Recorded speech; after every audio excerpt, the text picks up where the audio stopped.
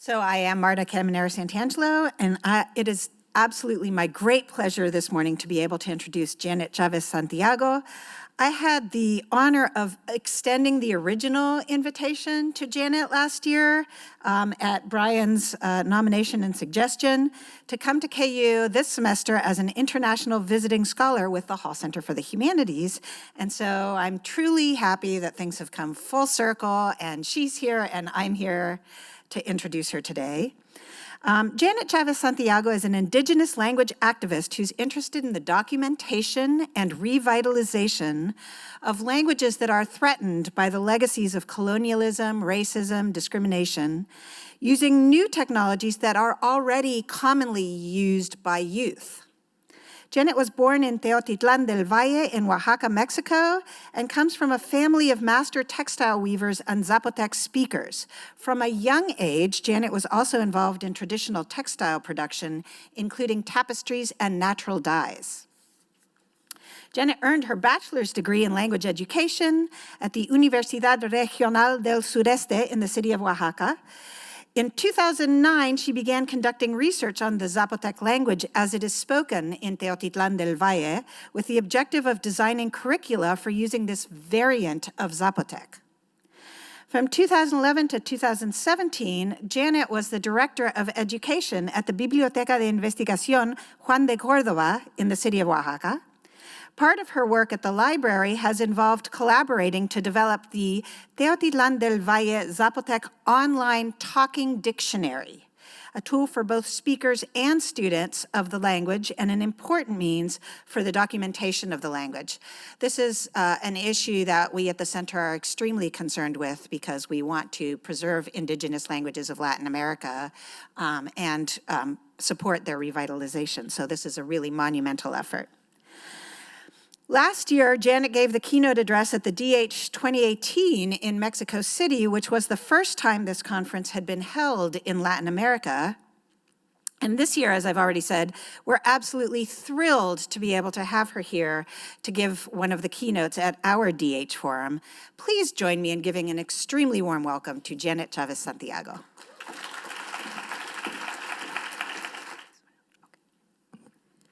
Saksdil zayuptu, saksdil bin gijliu, rabete, zuwa, re, con rayuptu. Dikaza niete tiobdish, parsara, Brian, Beth, and rat bin, niguni, gella. Te niete tiobdish, sting laja, sting jie.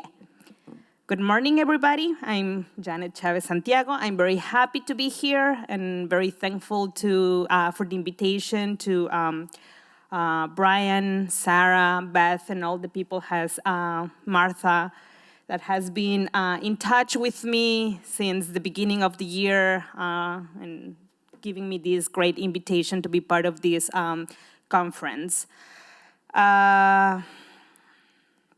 Well, I just spoke Zapotec. That's the language of my town. I'm a speaker. I'm from this wonderful town. And I have entitled my presentation today, Indigenous Language and Cultural Visibility in the Digital Age, Examples from Zapotec Activism. I come from Oaxaca in southern Mexico. My town is in Teotitlán del Valle, a Zapotec community located in the central valley of Oaxaca state, which is Oaxaca is the name of the state and then the name of the capital city.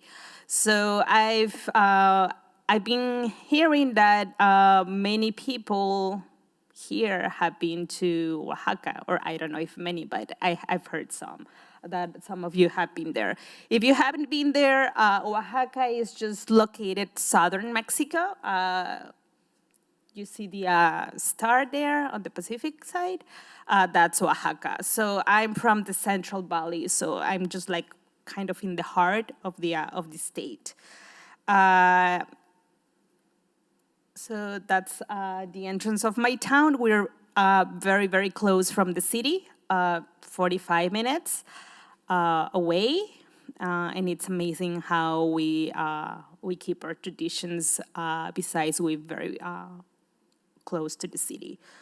One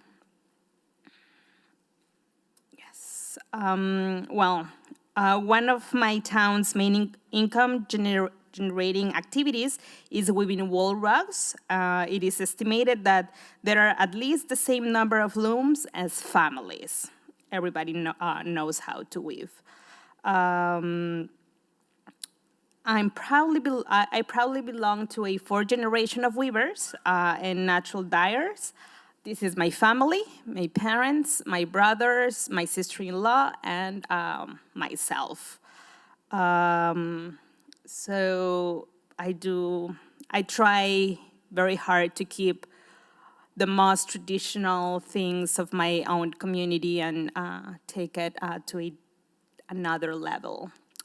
Teotitlán del Valle population, according to the 2010 last census from Oaxaca, there are around 5,638 inhabitants, from which 3,843 are Zapotec speakers.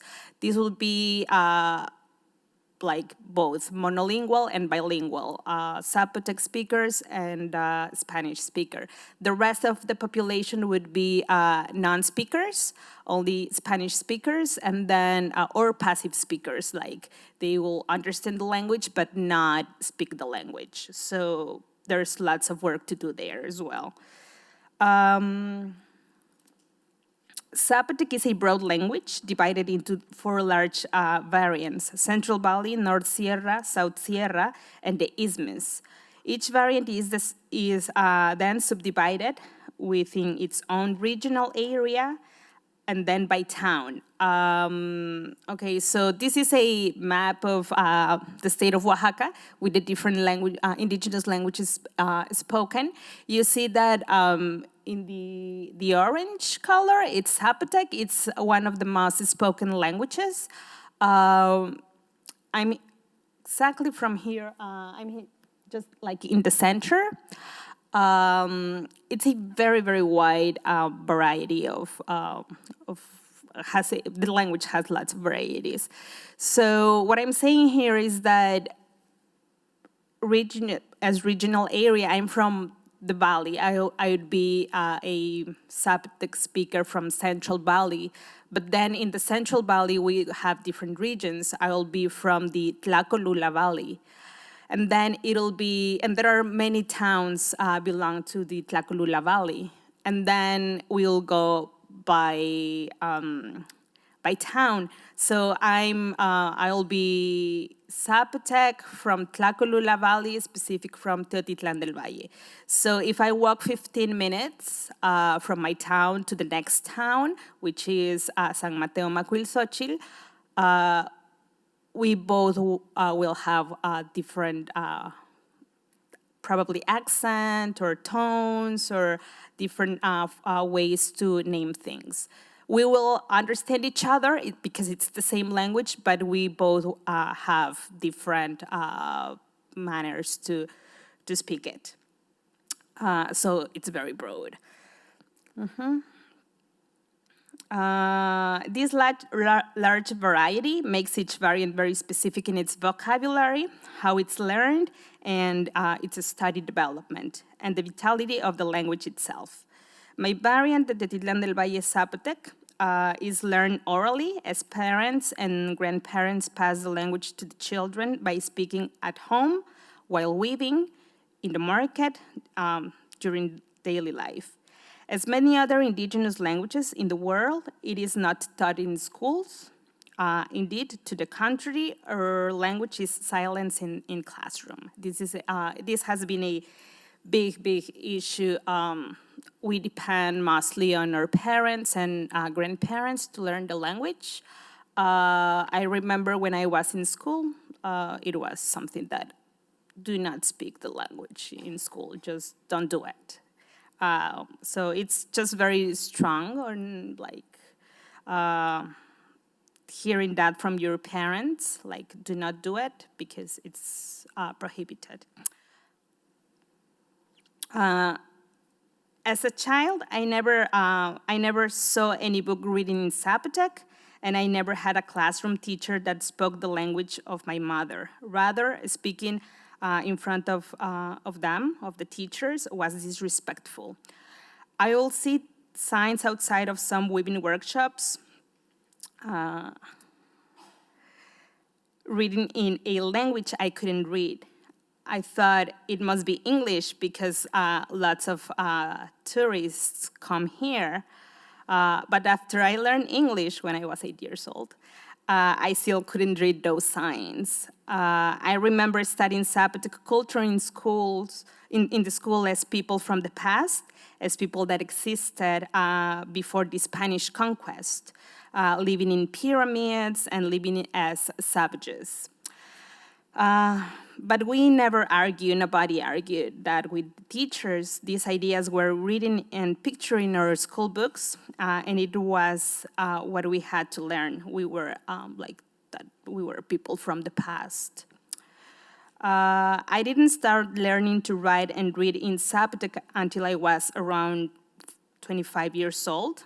I taught myself, based on the work of linguists working with other Valley Zapotec variants. But most of other speakers until now, older and younger, remain illiterate in the language.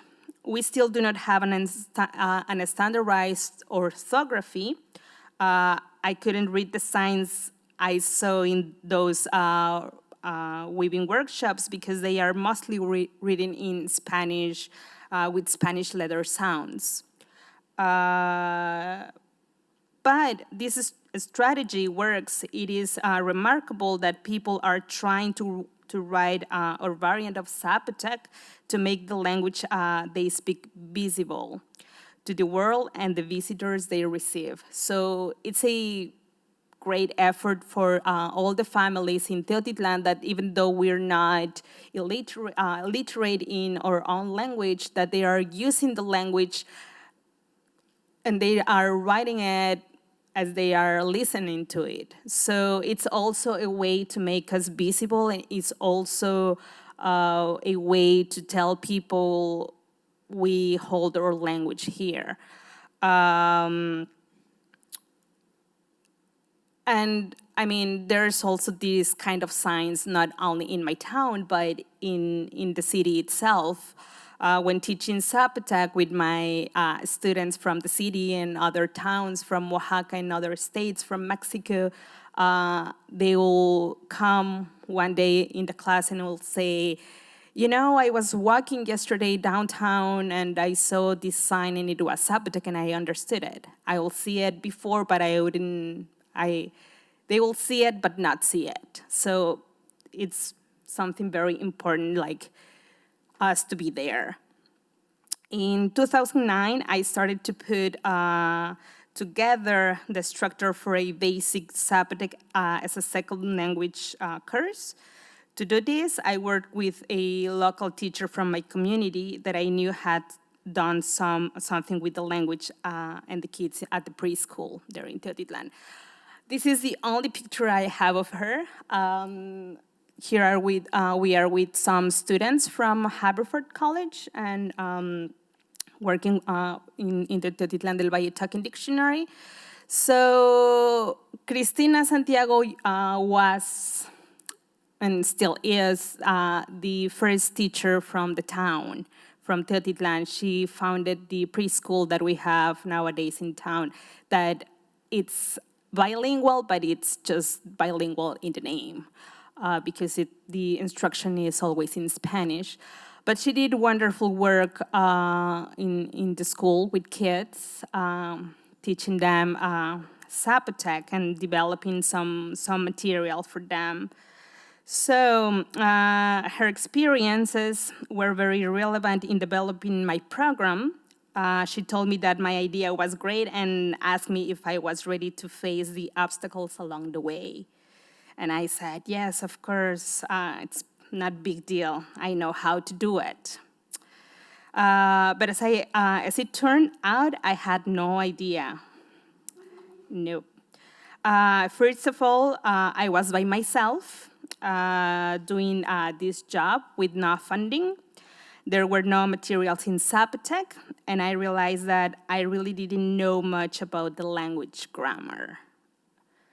So that was one of the biggest mistakes. Obstacles. Speaking a language is not a guarantee that you can teach it. I used the little money I had, and I did what I could, combining both of my knowledges as a second language acquisition teacher and then Zapotec. Luckily, in 2011, the Juan de Córdoba Research Library, focused in indigenous languages, opened its doors in the city of Oaxaca, and they hired me as the director of education. Among the many responsibilities I had to fulfill in this job, I got the institution support to keep developing my Zapotec project. And 1 year later, in the fall of 2012, I started teaching Zapotec to adults with the program I worked on. But the obstacles kept coming. My students wanted to read stories. They wanted a dictionary. They all say I look online and did not find anything. That the materials I offered and my homemade work wasn't enough for them to, as we are used to, have like lots of sources when learning a language. So I didn't have that.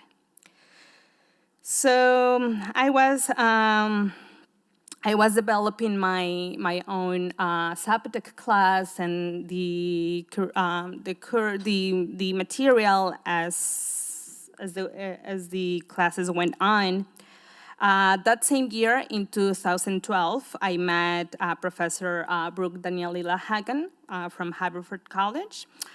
She was already working with this series, talking dictionary for the Tlacolula Valley, for the Tlacolula Zapotec variant. So she gave me the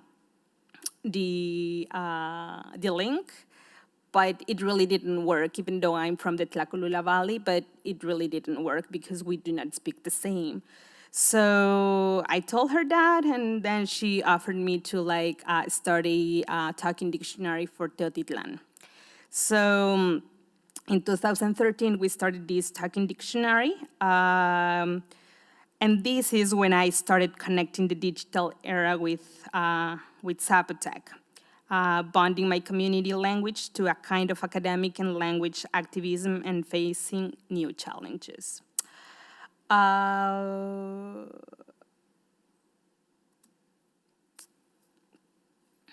Now, you might think that being from a Zapotec community guarantees that I could easily enter and work with the language, but it's not true. In our communities, many different rules and codes exist. As a young woman, in order to give a workshop about the local language, I needed permission from the authorities, who talked about it, debated among themselves, and made the decisions in a general meeting with the entire community. Obstacles like this have appeared in my work since the beginning. As people have different and divided ideas, some of them say that the community is ready for this kind of work and it should be done, and someone has to do it. Others say that they cannot allow the language to go outside the town, that we should save it for ourselves, for our own culture. Others argue the typical who is she or who gave her the permission to teach her language. Finding support in physical spaces inside of my community has been quite a challenge, but not impossible. I have to be creative to achieve my goals. Learning from those experiences, I have gone to talk individually with different speakers. I greet them, ask how they are, how their weavings are going, if there's people buying their weavings. At last, I show them the dictionary and other sources that I have created, and in Zapotec that and they're online. In this way, I have built a small community of speakers like allies that they are active, participating, and have made others simply aware that there's this information in our language online and that they can use for free. So this is, that's my mom. I have to work with the sources I have. Sometimes people in town, they just do not want to work with me, or to work not with me, but to give a voice to the dictionary, for example, and then I have good sources as well. So I go with my mom. I've done this work with my parents, with my father as well, with our other relatives in town, and I just like go there and ask people, and I've been very lucky because lots of people have been supporting this work. And one of my main goals since I started this, and because I started to do this, is because I wanted to do this work for my town, for my people. And I wanted, when I started planning my Zapotec curricula, I was thinking in my people, in the young people, in the teenagers, in the kids. I was like, I want this for them. But it was just very difficult. It's been just very difficult to get there, to get in my own community. It's just very, very complex. So I haven't been able to do it yet. I had the chance to do this work in the city with people interested in learning a language from a town that it's not theirs.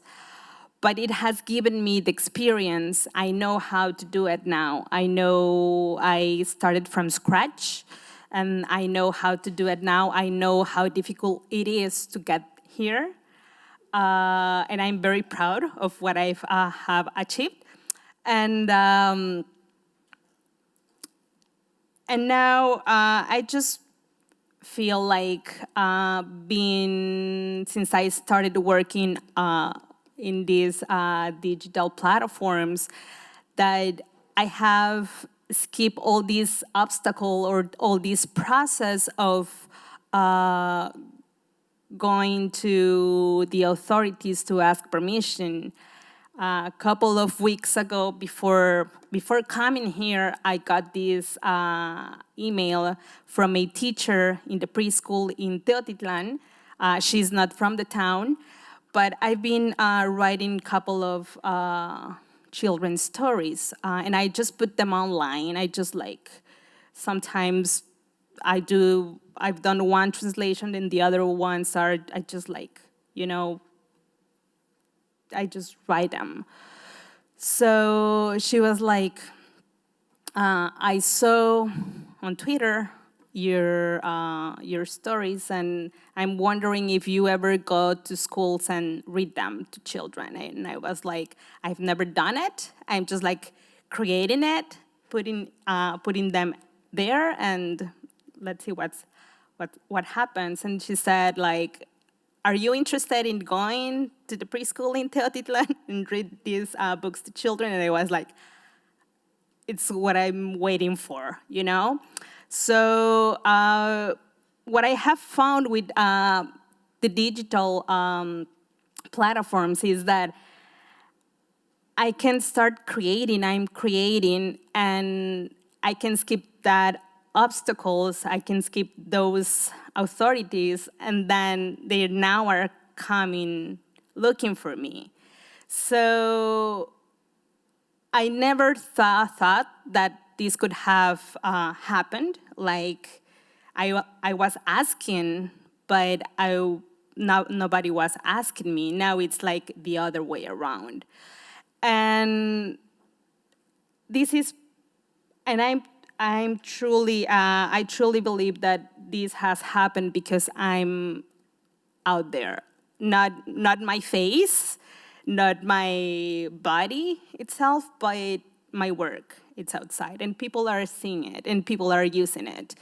And I have received emails like people using the talking dictionary, the diaspora, like wanting to be part of it, and it's just like amazing how it's developing.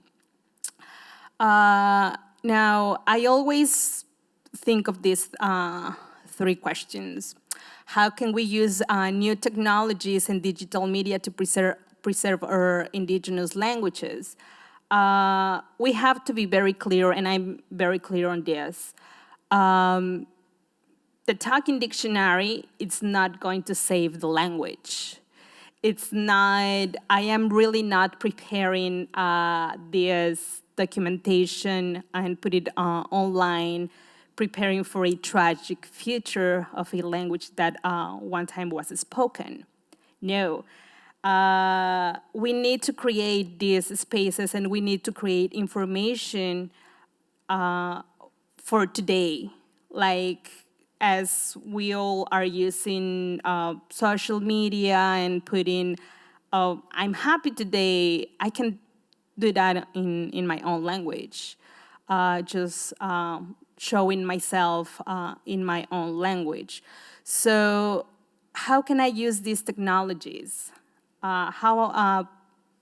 What they are giving to me and what I'm giving to it. What's my work that I'm giving to digital media that it's in my language, and who is yesterday in the workshop, we were talking about who's the public you're working for. Are you like, I'm not doing this for myself, I'm not doing this to get paid because I really don't get paid. Working in the talking, like going in the town, and it's not paying my life, but I'm doing it because I care, and I'm doing it because I didn't have it. And now I have a nephew, and I have little cousins that they can have it, but they're not having the language. So I can do if I can do something about it, then I'll do it. Now, how can we own the digital space? Many times, like as indigenous peoples speaking a language, sometimes we feel that we do not belong because we don't see our language out there, because all the information that we find is either in Spanish, English, or any other language that it's not ours. So how can I own it? How can I belong to that space, into that space? So if I care and if I want to do it, so then I can do it. I can make a change. I can start changing the history of how my culture is pictured in the books. I can start having a presence in a school, as I didn't have it. I mean, I didn't have it, and we're in a different time, and why don't make the proposal? Let's have it, no? And then how can we innovate our way to relearn our languages? So the digital space is a great space to start a new conversation in our own language. So how can I do it? Like, how can I reach to other people in my language? We know in my town that there are people from my town living in different parts of the world, doing great job in music, arts, and they're very far away from home, and they always use the social media to connect with their people in Oaxaca. So how can I use this space like to start the conversation and to start like putting myself there in my own language and show my culture and like hold that and say, yes, I'm from here with this language doing this. So it is very important, I think, to it's many of the people that I have talked about it back there in Oaxaca, and I myself thought that sometime was that it's just expensive, you know, it's just like you cannot afford it. If you want to do something and you don't have funding, you cannot do it. But luckily, there are other people who are creating these platforms like the one that I'm using for my stories. It's a free platform. They have a repository of thousands of images that I can use. And I just can like put my own thing, my own story there. So sometimes it takes me 10 minutes when I'm very inspired. Sometimes it takes me a couple of weeks, couple of days, but I'm doing it. And it's inexpensive to do it. So there are ways how we can put ourselves outside and how to make you listen to us. To finalize, I just want to say that it's just wonderful that this year UNESCO has named this year as the year of the Indigenous language. And this year I've seen lots of events going on around Indigenous languages, and it seems like people are seeing us. But let's not celebrate us. It's a time to start to reflect, to start thinking in this minority, and start to thinking that we've been oppressed for so many years. And it is wonderful for me to be here and speak for my people and speak for not only the Zapotec people, but from all the indigenous people from my state. Because we are there, we've been there, and we have our own struggles. We have our own battles with the language, with the culture, socially, with our upper authorities. And it's just wonderful that these spaces are open for us to have a voice and start studying our languages, our culture, instead of being the object of study. Gracias. Thank you.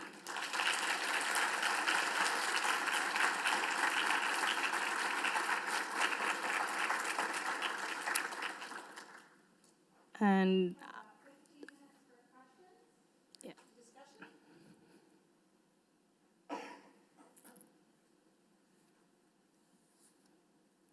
Ask me.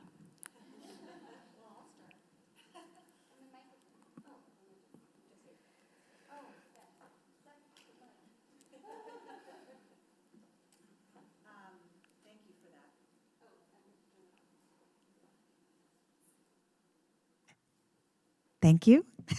Thank you for that wonderful presentation. That was really fascinating and inspiring. Teaching, documenting, revitalizing less commonly taught languages is, as I said at the opening, a big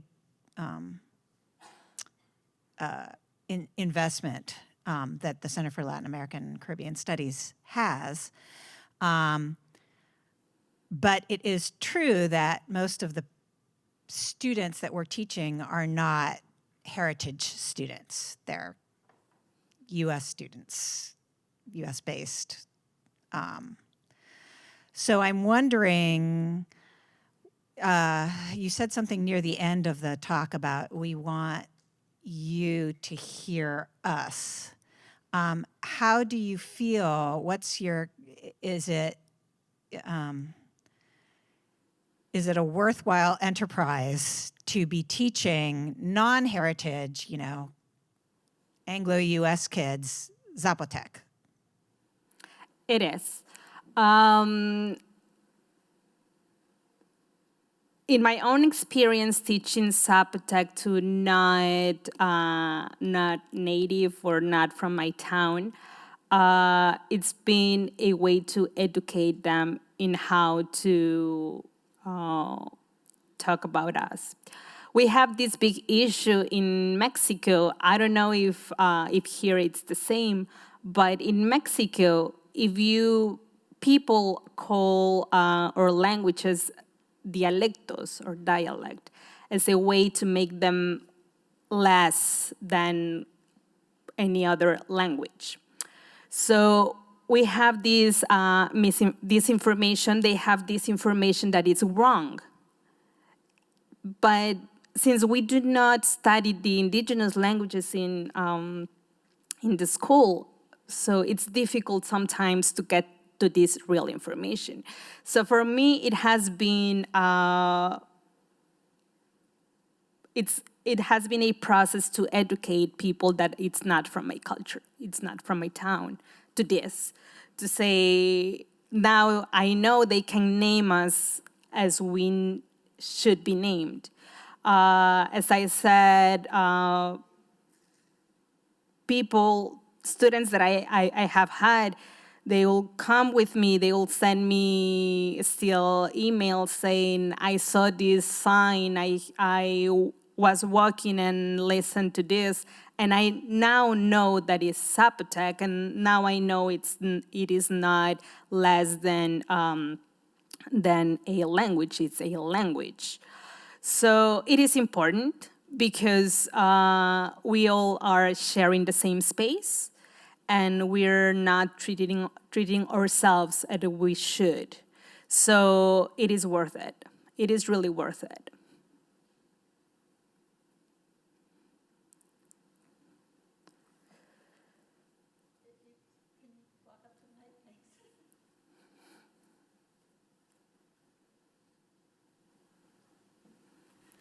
Hello. Hi. Do you think, or is there any particular cultural traditions that you have connected to this language you're trying to restore? So if you lost a language, would any cultures go away? Or when you revitalize it, will there be cultures that will be more practiced? Are they connected? Because I've been told that in order to keep a culture, you have to keep the language around. I was just worried about that. Yeah. So I have a very good friend. She's another colleague, activist, Yasnaya Aguilar. She's a Mije woman and speaker. And she said something like this: without language, we do not have a town. Without town, we do not have language. So take the language to someone and you take everything to that someone. Culture, traditions, beliefs, religion, everything. You take everything. So I do believe that our culture's language go all around our daily life and our culture and how we behave. And it's a way, it's different worlds. For myself, I sometimes feel very lucky to understand being in my town and understanding how we function socially, how it is, why we are praying today, or why we are going to certain path to walk in a certain day. I understand that. Then I go to the city and do city things, and I'm also in that world. But then I always see myself thinking in Zapotec, carrying it. So language is important, and if you don't have language, any language, then you don't have how can you carry your own beliefs and traditions? How do you see the world if you don't have that, you know? So I don't know if I answer your question.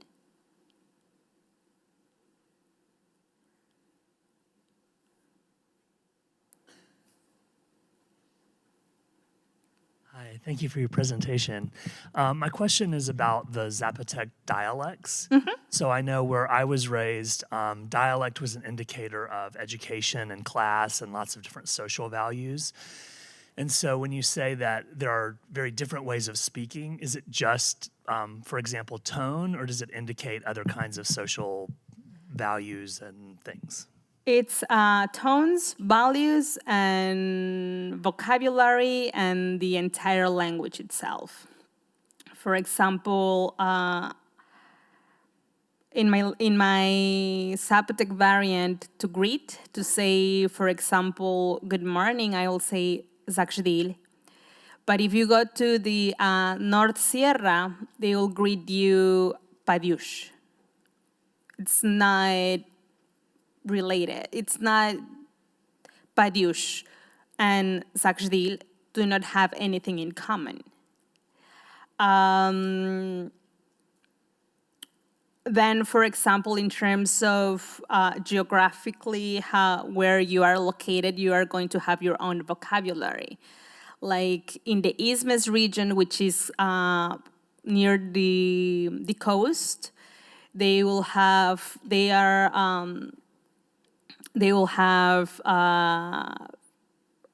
sea things, fish, all that, you know, the climate and everything related to the coast.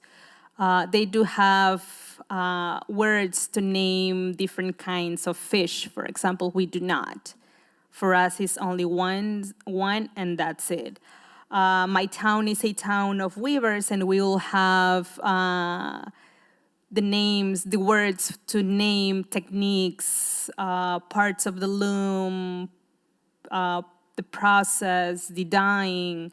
And if you go to the South Sierra, they do won't have it. Probably they do more like, and they're in as well in the valley, like in Tlacochahuaya, which is a 15 minutes drive from my town to Tlacochahuaya. We're really close, so we do have all these words to name or weaving, and they do not understand it at all. Like, what's that? Food as well. Food is not the same in all the towns. So we have our own gastronomy. So it varies a lot. The name is Zapotec of the language, but then it's a huge family of Zapotec. I've been lucky to have the opportunity to work with other Zapotec speakers from other variants. And sometimes I can understand a little bit, like the Isthmus Zapotec. I can understand some words or try to or follow a conversation. But because I know how the language works. But my mom, she said she does not understand anything at all to them. So yeah, so that's how the language is different from each other. Thank you for your talk. I wanted to circle back to this idea of children's books, because you've been working on this for a long time, since the beginning. And I'm wondering if there's been any changes in attitudes, or maybe, because I hear your comment about, like, having to work with people beyond just your community, but have you seen anything change within your community with the little ones? Because they're the ones that are going to continue this work. So. Yeah, probably 5 or 6 years ago, very recent. In Teotitlán, we have a community radio station. And they started mention a lot that like to the parents, like in the different programs, speak the language to your children. We don't want to lose it. Speak the language to them. So there has been some effort trying to convince parents to teach their children Zapotec. But the main reason that parents aren't teaching Zapotec to their children is because they're afraid of sending them to school without knowing the school language. So school has been always in Spanish. We do not have teachers that speak Zapotec or from the community, from the town itself. So it's like people have a chip in their brains saying, I need to teach Spanish first to my kid. And sometimes when you start teaching Spanish to your kids, then it's hard for them to get Zapotec. Because Zapotec, it's a complex language, it's a tonal language. There's people that say, yes, I understand it, and why you don't speak it? Because I cannot pronounce it. Because I'm afraid of it, people it's gonna laugh. So there's a tiny generation there of kids that are now probably in high school, that they were raised by their grandparents, and they're fluent speakers. So we do have those gaps of kids speaking both languages, Zapotec and Spanish, and those that are not speaking it but understanding it.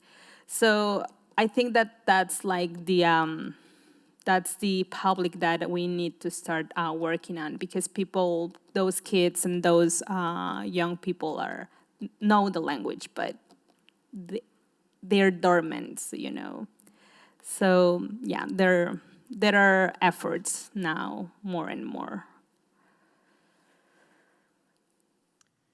I think we've reached the end of our time for our discussion. Let's please all once again thank Janet Chávez Santiago.